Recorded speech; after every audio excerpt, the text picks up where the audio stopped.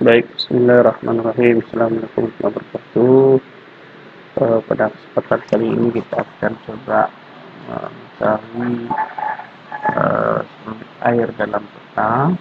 Ini peta pada tahun 1891 yang diterbitkan oleh Topographic Bureau, terbit di Batavia. Skalanya 1/20.000.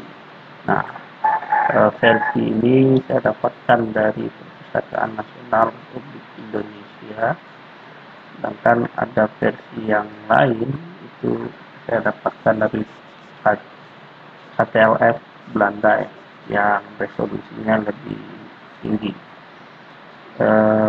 Baik, kalau kita lihat dari identitas peta ini dijelaskan Government Sumatera West Coast, artinya pemerintahan Sumatera Barat, Residen Padang Bovelanden, Afdeling Tanah Datar. Nah, jadi ini menunjukkan bahwa sulit air dulu masuk pada wilayah tanah datar. Daerah mana saja itu? Singkarak atau 20 koto. Afdelingnya itu adalah daerah Singkarak 20 koto ya. Kelarasan, Sulit Air, Singkarak, dan Tanjung Balit.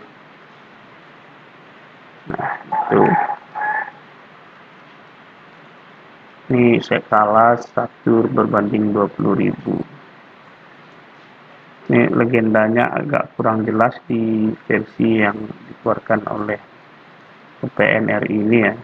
Nanti kita akan coba lihat yang versi keluaran Belanda. Nah, ini agak sangat jelas ya. Ini tadi. Nah, ini yang saya sebutkan tadi. Oke.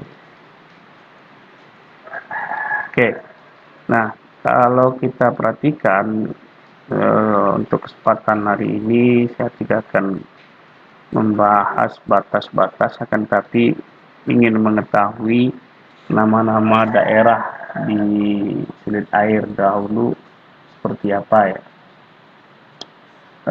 Ini ada Tanjung Alai, tapi memang dari dulu Tanjung Alai misalnya. Kemudian setelah Tanjung Alai ada Padang Datar. Nah, artinya di seberang Padang Datar ini sudah masuk daerah Sariki ya. Nah, di Sariki ini namanya sini ada Kandang Gadang. Ini sampai hari ini familiar kalau orang Sariki punya daerah Kandang. Nah, ini peta ini saya potong ya karena resolusinya tinggi, jadi proses downloadnya saya potong kemarin. Nah, di sini ada bulat, bule kalau orang buat ini. Ini ada guk Jonggi, ada guk Jaga, ada Simbawang. Nah, ini Gunung Papan ya. Kalau ini Gunung Papan berarti sebelah sini adalah Tanjung Balit. Nah, betul. Tanjung Balit. Oke, kita coba lihat di potongan yang lainnya. Nah, ada menarik di sini nama Sariki. Nah, di peta ini Sariki itu disebut dengan becetnya bukitnya Sikarikir.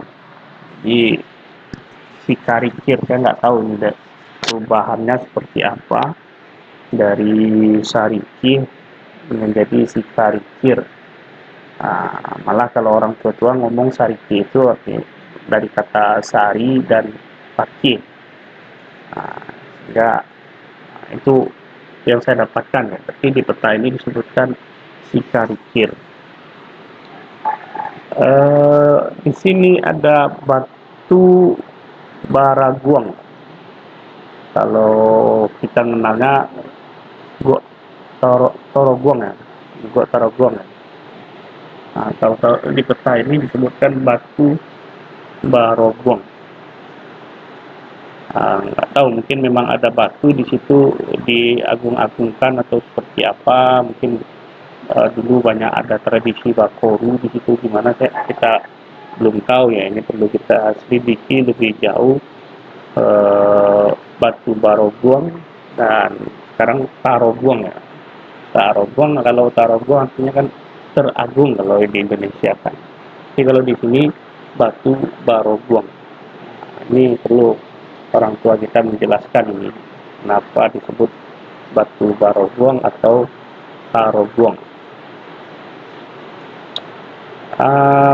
Ini kalau nama-nama ini saya pikir masih familiar ya. Ada Gok Comin, Gok Mansiro, ini daerah Padang Panjang. Ini masih sama ya. Gok Muncuang, ini Gok Muncuang ini masyarakat Gando dan sekitarnya ini sangat familiar. Gok Muncuang, kita tahu ini di tengah-tengah sulit air ya. Makanya ada simbol Gok Muncuang. Kenapa dia Gok Muncuang? Kalau dalam kajian antropologi itu berpengaruh ya. Kondisi geografi seseorang itu dengan karakter masyarakatnya itu berpengaruh. Nah, kita ambil yang positifnya saja. Artinya apa? Gok Muncuang ya tradisi lisan di sulit air ataupun Minangkabau pada umumnya itu sangat kuat. Jadi apapun kabar berita itu akan sangat cepat menyebar. Walaupun ada makna yang agak negatif ya, kita singkirkanlah itu. Semoga yang negatif itu tidak terus berkembang di negari kita.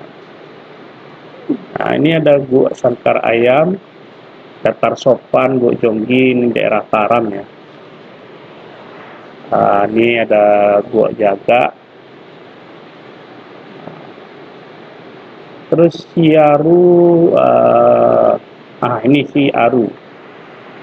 Ini berarti Siaru masih seperti lama ya. Ada Gok Lara, Lubok Bantai, Kumbangan. Nah ini Bukit Si Bumbun Batino. Artinya ada ini kembar ya. Si Bumbun Batino, ada Si Bumbun Jantan ya. Ini daerah Gantiang Basuang. Kiri-kiriki, ini Batu Taguliang. Nah, seperti itu. Jadi kalau kita perhatikan peta ini, sesungguhnya ini berarti kalau Sariki berbatasan belakang di sebelah sini ini harusnya masuk daerah Kacang. Ini daerah yang sering konflik antara orang sulit air dengan orang Kacang. Namun sebenarnya kalau kita merujuk peta ini, kalau dikaji dengan yang ahlinya, mungkin kita bisa mendapat benang merah atau kejelasan mana batas-batas nagari sulit air. Akan tapi tentu perlu dikonfirmasi lebih lanjut karena ini peta pada tahun 1887 sampai 1889. Artinya ini data berkaitan dengan peta ini dikumpulkan pada tahun ini antara 1887 sampai 1889, kemudian dicetak pada semester kedua pada 1891.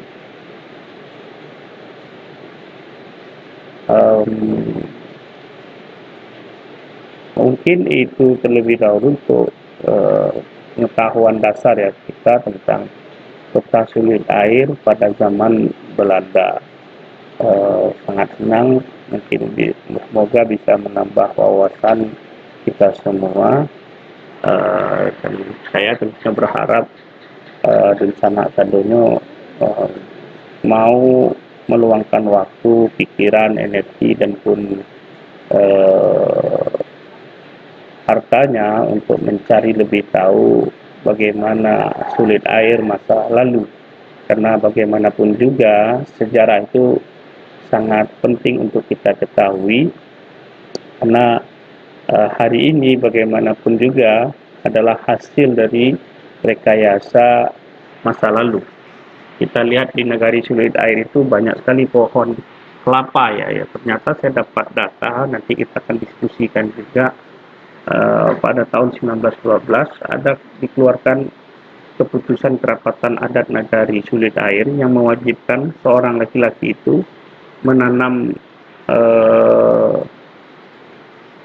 kelapa agak 10 batang, kemudian kopi dan lain sebagainya. Ya, jadi itu menjadi kewajiban laki-laki di Sulit Air pada zaman dahulu.